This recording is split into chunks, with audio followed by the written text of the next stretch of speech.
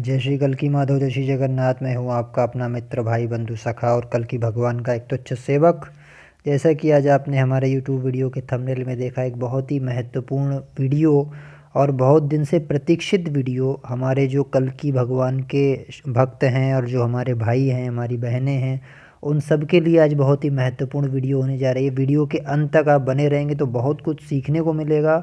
आपके अंदर भगवान के प्रति विश्वास दृढ़ होगा और बहुत सारे प्रश्नों के आपको इसी वीडियो में उत्तर मिल जाएंगे जो आप काफ़ी दिन से मुझसे पूछ रहे थे। और देखिए, कई बार ऐसा होता है कि किसी दिन मैं वीडियो नहीं ला पाता हूँ क्योंकि वर्कलोड होने के कारण कई बार जो है मानसिक तनाव हो जाता है या थकान हो जाती है। उसके लिए क्षमा चाहूँगा। वैसे चाहता ये हूँ कि रेगुलर आप लोगों के लिए वीडियो लाऊँ, आगे से कोशिश अवश्य करूँगा। तो बात करते हैं आज की वीडियो के बारे में। आज की वीडियो के बारे में देखिए क्या है कि क्या आप प्रभु कल्की के सैनिक हैं या दिव्यांश हैं। ये बहुत बड़ा प्रश्न मुझसे कहा जाता है, इनकी पहचानें क्या हैं। तो आज बात करेंगे जो भगवान कल्की के विशेष लोग हैं, भेजे हुए, जो परिवर्तन के उद्देश्य से आए हैं, अथवा उनके सैनिक हैं या उनके दिव्यांश हैं, उनके बारे में क्या पहचाने हैं और कैसे पहचानें। तो क्या आप उनके एक दिव्यांश हैं, क्या आप उनके एक सैनिक हैं? आज आप अपनी पहचान कर सकते हैं कुछ बिंदुओं के द्वारा, और ये शास्त्र में प्रमाणित बिंदु हैं जो एक धर्मी, एक नीतिज्ञ इंसान के ऊपर, एक जो है सत्यवादी इंसान के ऊपर, जो भगवान के भक्त के ऊपर बिल्कुल मैच करते हैं। तो इन बिंदुओं पर आपके लिए प्रकाश डालते हैं। सबसे पहली चीज़ है, जो भगवान कल्की का दिव्यांश या सैनिक होगा वो अधर्म के प्रति आवाज़ उठाएगा या अधर्म को स्वीकार नहीं करेगा अथवा अधर्म वाली जगह से दूर हट जाएगा। सबसे पहला लक्षण, अधर्म से वो लेना देना नहीं रखेगा। कोई भी धर्मी व्यक्ति होगा उससे उसका दूर का रिश्ता होगा। दूसरी बात, असत्य बर्दाश्त नहीं करेगा। उसको ये बर्दाश्त है कि आप उसको जो है सामने से उसकी कोई चीज़ आप उठा के ले जाएं, कोई दिक्कत नहीं है, आप उससे मांग लें, लेकिन उसको धोखा ना दें, उससे छले ना, उसे झूठ बोलकर कोई काम ना करें, वो उसे बर्दाश्त नहीं होगा। उसको बेईमानी ना बर्दाश्त होगी, ना वो बेईमानी करेगा। उसका धन डूब जाए, उसका धन कोई लेकर बैठ जाए तो एक बार को अपने ऊपर संतोष कर सकता है, लेकिन वो अपने ऊपर किसी का रुपया उधार नहीं रखेगा। या अगर कोई वस्तु उसको संग्रह के रूप में दी गई किसी व्यक्ति के द्वारा तो उसे ज़रूर लौटा लेगा। एक एक पैसे की ईमानदारी उसके अंदर होगी। अगला लक्षण यह है कि सोना चांदी अमूल्य वस्तुओं में उसकी कोई विशेष रुचि या लगाव नहीं होगा। जैसे आजकल होते ना मायावी पुरुष या स्त्रियां होती हैं, उनके अंदर ये आभूषण, सोना चांदी, इस टाइप की चीज़ें, या महंगे जो अभी आइटम आ रहे हैं जो अपने आप को सजावट में दिखाने वाली चीज़ें, ये उन लोगों के अंदर नहीं होते हैं। उनके अंदर सादा जीवन, उच्च विचार वाली भावना होती है। अच्छा, जो कल्की भगवान के सैनिक हैं या दिव्यांश हैं, परिवर्तन करने वाले, इस समय वो बड़ी पीड़ा में हैं और वो पीड़ा है उनकी अपने आदर्शों की वजह से। वे सच का साथ देते हैं, झूठ का विरोध करते हैं, सही को सही कहते हैं, गलत को गलत कहते हैं। चाहे उनके पिता भी अगर गलत कर रहे हैं तो उनका भी विरोध कर देंगे वो। इतनी ज़बरदस्त उनके अंदर जो है प्रतिरोध की क्षमता है। उस वजह से घर में भी, परिवार में भी कलह हो जाती है। कई बार पत्नी से कलह हो जाती है, भाई बहनों में कलह हो जाती है, माता पिता से कलह हो जाती है। इसका सामना उन्हें लगातार करना पड़ रहा होगा और आप उनमें से एक हैं, तो आप समझ रहे हैं मैं क्या कहना चाह रहा हूँ। इसके बाद वो व्यक्ति जीवों पर दया करेगा, चाहे भाई हुआ या मेरी बहन हुई, वो जीवों पर दया करेगा। मच्छर को भी मारने से पहले सोचेगा, अगर वो मार भी देगा, अगर मच्छर उसको हिट करेगा, उसको परेशान करेगा और वो मार भी देगा मच्छर को, तो उसके बाद उसको गिल्टी आएगा अंदर से, उसको ये आएगा कि यार बेकार मार दिया, एक मुझसे हत्या हो गई। इस टाइप का वो आत्मा पे बोझ ले लेगा, अगर छोटा सा उससे जीव भी मर जाएगा धोखे से।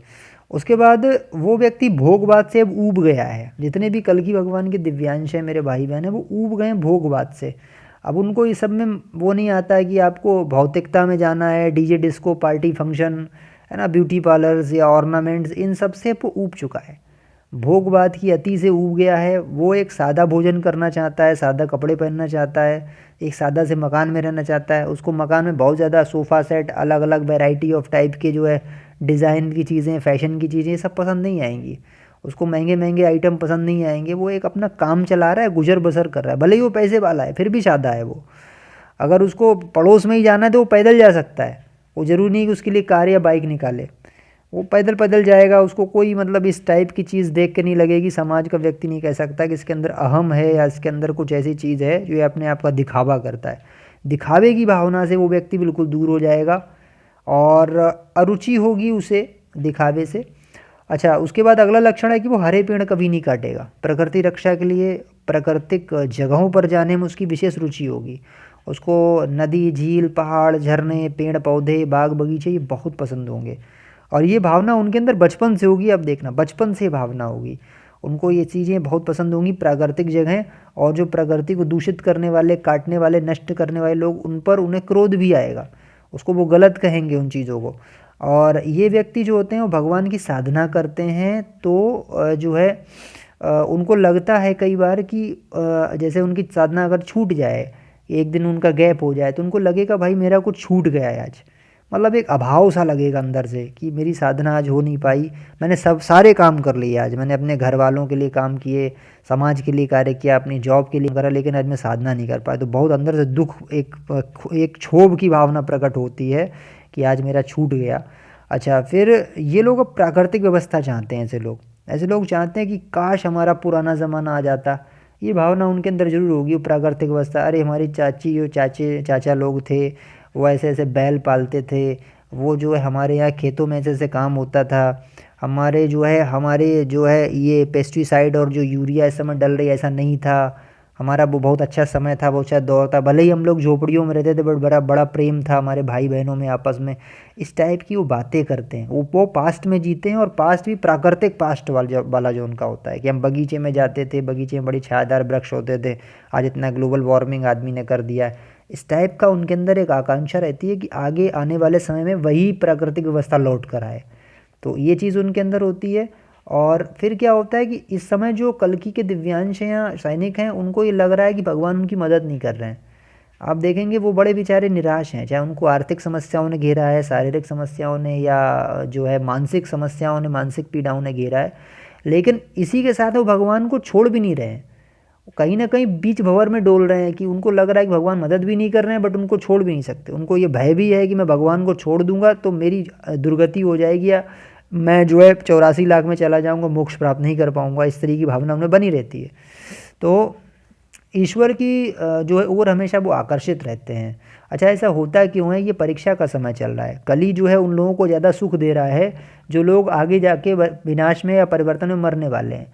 अथवा ऐसे लोगों को भी सुख प्राप्त हो रहे हैं जिनके प्रारब्ध अच्छे हैं या पूर्व जन्म के संस्कार अच्छे हैं। तो कली ग्रह से जो मनुष्य होंगे, जो मैंने आपकी जो पहचाने बताई, उनसे उल्टे होंगे। तो ऐसे लोगों को जो सुख मिल रहा है, जो पाप भी कर रहे हैं, धर्म भी कर रहे हैं, असत्य भी बोल रहे हैं, अनीति भी कर रहे हैं, दुराचार भी कर रहे हैं, फिर भी सुखी हैं, समझ लेना इनका विनाश निश्चित है। इनको लास्ट टाइम में वो चीज़ की जा रही है, इसे कहते हैं ना, मरने से पहले आखिरी इच्छा पूरी की जा रही है। तो कली इनकी आखिरी इच्छाएं पूरी कर रहा है। और आपके साथ क्या हो रहा है? आपकी स्थिति विभीषण वाली है या विदुर वाली है। जैसे विभीषण को लात पड़ी थी जब रावण की लंकापति ने बाहर निकाल दिया था, तो समय पूरा लंका उन पे हंस रहा था। बेचारे वो वहाँ से चले आए चुपचाप। बड़ी अपमान हुआ होगा, सोचो राजा का भाई, और इस तरीके से बेइज्जत करके वहाँ से निकाला जाए। तो इस समय कल की भक्तों की हालत लगभग ऐसी है। और वही विदुर के साथ हुआ था। विदुर ने सत्य बोल दिया था तो उठा के बाहर उनको जो है निकाल दिया गया। तो विदुर भी बेचारे वहाँ से चले आए थे हस्तिनापुर छोड़ के, तो बड़ी बेइज्जती उनकी भी हुई थी। यहाँ तक कि दुर्योधन ने भी जो है, छोटा उनका बच्चा बच्चे के समान था, वो जाके उल्टा सीधा उनको बोला, वहाँ से निकाल दिया।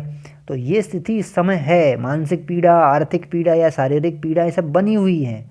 बट ये परीक्षा का समय, इससे घबराना नहीं है। कुछ ही समय के बाद ये सब परिवर्तन होने वाला है। और वो जो आज दुखी हैं और धर्म के मार्ग पर हैं, वही आगे सुख भोगेंगे।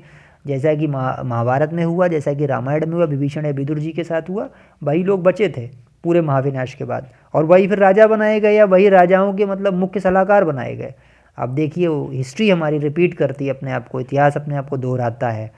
अच्छा, ऐसे लोग जो हैं, उनकी अब सबसे बड़ी पहचान मैं बताने जा रहा हूँ कि अंत में जो उनकी पहचान है, वो युग परिवर्तन की चर्चा सुनकर उन्हें आनंद आता है। महाविनाश की जो आर्ट सुन रहे होंगे, वो न्यूज़ चैनल्स पे देखेंगे तो उनको बड़ा अच्छा लगेगा, इंटरेस्ट के साथ सुनते हैं। अरे क्या होने वाला है? क्या वर्ल्ड वॉर होने वाला है? क्या परिवर्तन होने वाला है? क्या क्रांति होने वाली है?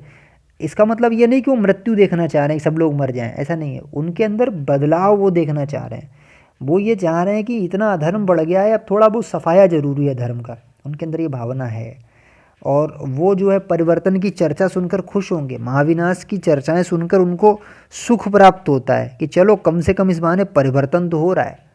हालांकि धर्मी व्यक्ति मरता है तो उनको कष्ट होता है, लेकिन अधर्मी के मरने पर उनको कष्ट नहीं होता है। वो सोचते हैं ये ठीक हो रहा है, कम से कम फिल्टर कर रहा है अपने आप को, प्रकृति जो फिल्टर कर रही है। और लास्ट में जो सबसे आपकी जो है एक हास्यात्मक या विनोद की बात बताता हूँ। ऐसे लोग कल्कि भगवान की वीडियो देखने के लिए ज़रूर खिंचे चले जाते हैं, जैसे कि आप लोग हैं मेरे भाई बहन हैं। तो आप लोग ही भगवान कल्कि के दिव्यांश हैं, क्योंकि आप भगवान कल्कि की चर्चा सुनने आए हैं। इससे बड़ा दूसरा प्रमाण और कोई नहीं हो सकता। तो युग परिवर्तन और कल्कि भगवान की चर्चा इसी प्रकार आपको सुनाते रहेंगे, इसी प्रकार कल्कि भगवान की वीडियो आपके लिए लाते रहेंगे। वीडियो कैसी लगी ज़रूर बताइएगा, कमेंट बॉक्स में अपने आराध्य देव का नाम अवश्य लिखिएगा, और वीडियो को लाइक कीजिए अगर अच्छी लगी तो, लोगों को शेयर कीजिए। मिलते हैं अगली वीडियो में। अगर हमारे चैनल पर आप नए हैं तो चैनल को सब्सक्राइब कर लीजिए। बहुत बहुत धन्यवाद। जय श्री हरि कल्कि, जय श्री माधव, जय श्री जगन्नाथ, जय श्री पंचसखा।